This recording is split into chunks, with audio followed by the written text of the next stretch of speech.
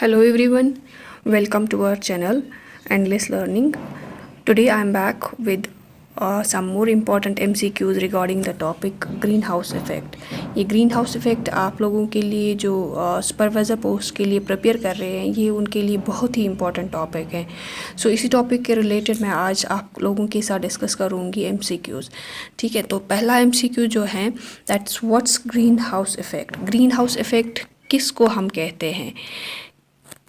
Option A is it's a process that traps the heat in the Earth's atmosphere. Option B is it's a process that cools the Earth's atmosphere. Option C is it's a process that reduces the carbon dioxide level. And option D is it increases the ozone level. ठीक है, तो इनमें से कौन सा option correct है? It's the option A that this green house effect it's a natural process that traps the heat in the Earth's atmosphere, जो हमारे planet को warm रखता है, that it can support the life. और green house gases आप लोगों को पता ही है कि हमारे एटमॉस्फेयर में कौन कौन सा ग्रीन हाउस गैस हैं, लाइक कार्बन डाइऑक्साइड हैं, मीथेन हैं, जो एब्जॉर्ब करते हैं ये इंफ्रारेड रेडिएशंस, फिर उनको वापस एस्केप नहीं होने देते हैं स्पेस में, जिसकी वजह से अर्थ हीट अप हो जाती है. ठीक है, next question is which of the following is a green house gas. इनमें से कौन सा ग्रीन हाउस गैस है? लास्ट वाली स्लाइड में मैंने आप लोगों को बोला कि ग्रीन हाउस गैस कौन कौन सा है. So the right option is option see that's carbon dioxide is the green house gas, जो हीट को ट्रैप करता है and that keeps earth heated up or warm.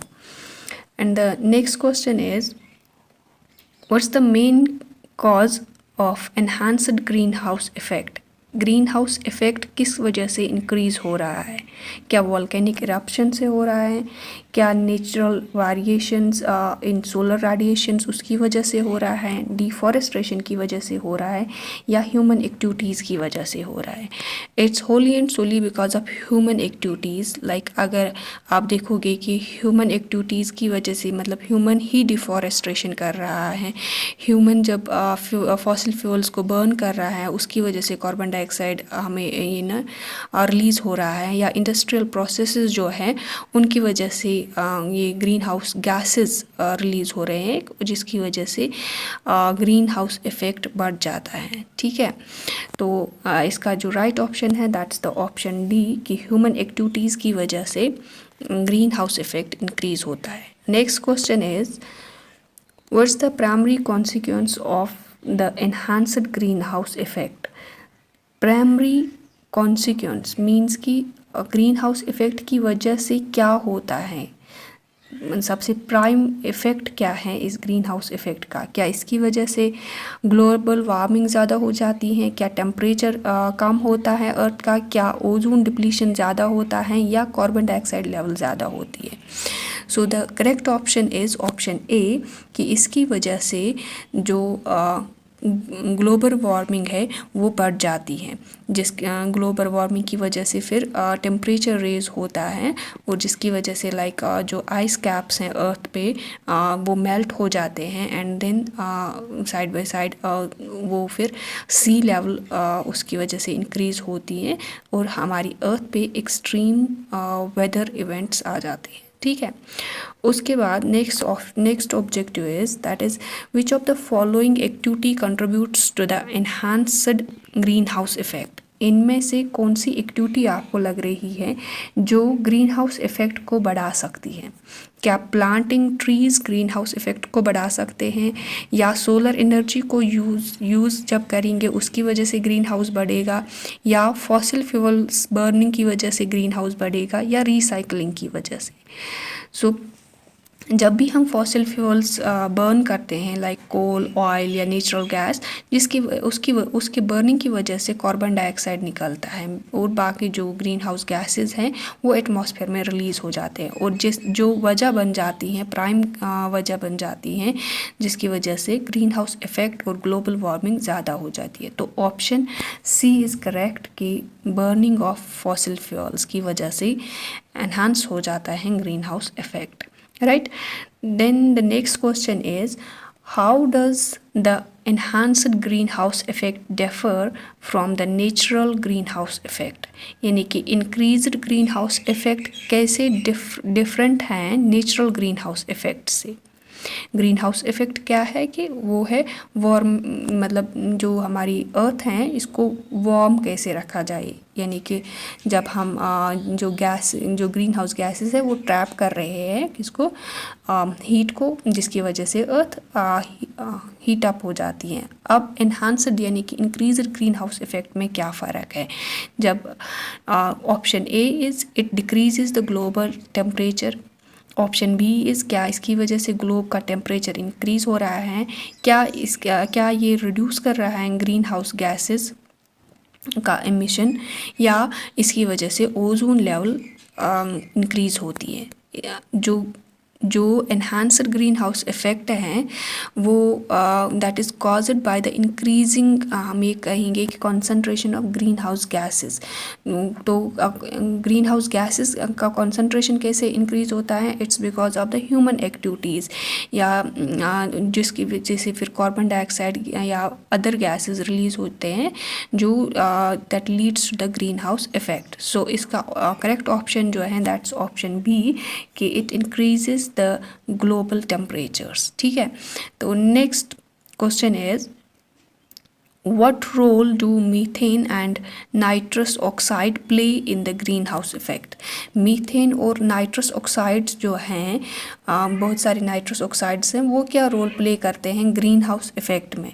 क्या वो रिड्यूस करते हैं ग्रीन हाउस इफ़ेक्ट को, या वो इंटेंसिफाई करते हैं ग्रीन हाउस इफ़ेक्ट को, या उससे कोई भी इम्पैक्ट नहीं पड़ता है ग्रीन हाउस पे इफ़ेक्ट पे, या वो रिड्यूस करते हैं कार्बन डाइऑक्साइड लेवल को?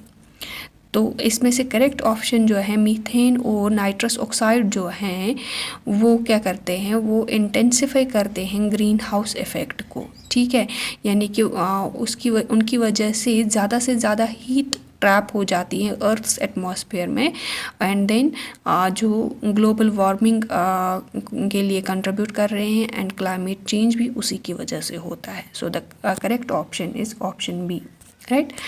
And the next question is what is the impact of deforestation on the greenhouse effect? जब हम इनको फॉरेस्ट्स को काट रहे हैं उसकी वजह से क्या इफ़ेक्ट पड़ता है ग्रीन हाउस इफ़ेक्ट पे? क्या उसकी वजह से इंटेंसिफाई होता है ग्रीन हाउस इफ़ेक्ट, या उसकी वजह से रिड्यूस होता है ग्रीन हाउस इफ़ेक्ट, या कोई भी इम्पैक्ट नहीं पड़ता है इस पर, या उसकी वजह से ओजोन लेवल जो है वो इंक्रीज़ होती हैं? तो ग्रीन हाउस, जब हम डिफॉरेस्टेशन करते हैं तो ग्रीन हाउस इफ़ेक्ट ज़्यादा बढ़ जाता है, यानी कि जब भी आप इनको पेड़ों को काटोगे तो उसकी वजह से कार्बन जो है पेड़ों में स्टोर जो होता है और वो रिलीज़ हो जाता है, एंड जो हम कहेंगे कि जो पौधे हैं उनका नंबर कम हो जाता है जो कार्बन डाइऑक्साइड को मतलब एब्जॉर्ब करते थे। सो जिसकी वजह से ग्रीन हाउस इफ़ेक्ट बढ़ जाता है। So the option A is correct कि ये ग्रीन हाउस इफ़ेक्ट को बढ़ाता है। Next question is how can reducing carbon emission enhance the greenhouse effect? तो इसकी वजह से कार्बन एमिशन अगर हम कम करेंगे तो ग्रीन हाउस इफ़ेक्ट पे क्या इफ़ेक्ट होगा, वो कैसे एनहांस होगा? क्या by increasing the global temperature की वजह से, या ग्लोबल टेम्परेचर डिक्रीज़ होने की वजह से, या मतलब ग्रीन हाउस गैसेस की कॉन्सेंट्रेशन है उसकी इंक्रीज़ की वजह से, या ओजोन लेयर जो है उसकी इंक्रीज़ की वजह से? सो ये इसका जो करेक्ट ऑप्शन है दैट्स ऑप्शन बी कि by decreasing the global temperature, उसकी वजह से जो एनहांस्ड ग्रीन हाउस इफ़ेक्ट है वो डिक्रीज़ हो जाएगा, यानी कि कॉन्सेंट्रेशन जो है ग्रीन हाउस गैसेस की एटमॉस्फेयर में वो कम हो जाएगी, और जिसकी वजह से जो ग्लोबल टेम्परेचर है वो स्टेबलाइज की तरफ आ जाएगा। ठीक है, और जो क्लाइमेट चेंज होता है उसकी जो रेट है वो भी कम हो जाएगी। ठीक है, and next question is Paris agreement का क्या सिग्निफिकेंस है इस ग्रीन हाउस इफ़ेक्ट के रिलेटेड? तो क्या उसका एम था कि वो इंक्रीज़ करे कार्बन एमिशन, क्या वो रिड्यूस करना चाहता था कार्बन एमिशन, या वो इंक्रीज़ करना चाहता था ग्लोबल टेम्परेचर, या उसका एम था ग्लोबल टेम्परेचर डिक्रीज़ करना। सो इसका जो राइट ऑप्शन है दैट्स ऑप्शन बी, कि उनका मेन मकसद जो था कि कार्बन एमिशन कम हो जाए, जिसकी वजह से जो इन्हांस्ड ग्रीन हाउस इफेक्ट है वो कम हो सकता है। So these were the questions related to the greenhouse effect. Hope you have liked this video.